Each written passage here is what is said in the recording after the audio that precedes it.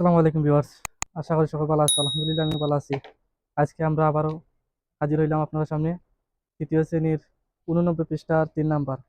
3 number বলা হয়েছে একটি বই ও 3টি কলমের মূল্য একত্রে 95 টাকা।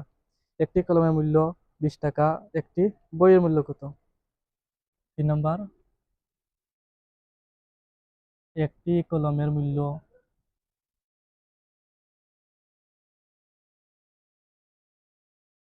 মূল্য সমান হচ্ছে 20 টাকা। এভাবে একটি কলম থেকে আমরা বের করব হচ্ছে 3টি কলমের মূল্য। তারপর 3টি কলমের মূল্য থেকে বের করব একটি বই ও 3টি কলমের মূল্য একত্রে দেওয়া থেকে। এখন লিখবো আমরা অতএব 3টি কলমের মূল্য। এখানে প্রশ্নে দেওয়া আছে 3টি কলমের মূল্য।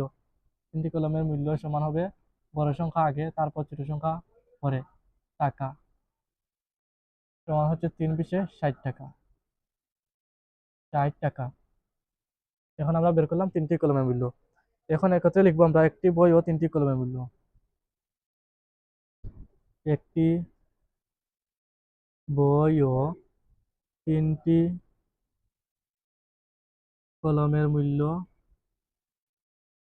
একত্রে, এখানে জায়গা নিয়ে আমি নিচে লিখে দিব, একত্রে সমান হচ্ছে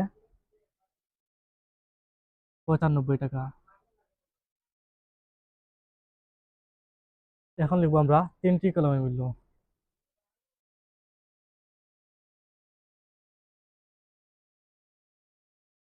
3টি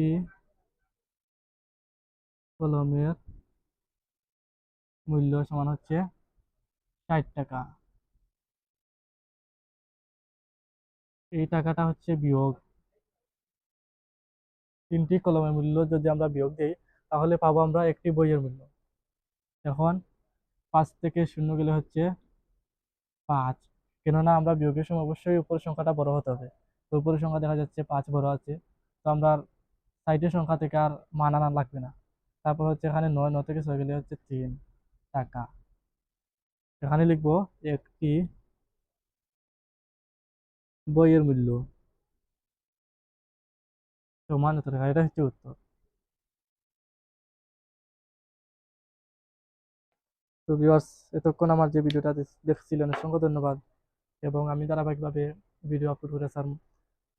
এবং আগামীতে বার্ষিক পরীক্ষা, আমি সেই হিসাবে প্রতিটি শ্রেণীর যে সাজেশনে দেওয়া থাকবে আমার ধারাবাহিকভাবে প্রতিটা শ্রেণীর সাজেশন অনুযায়ী করানো হবে।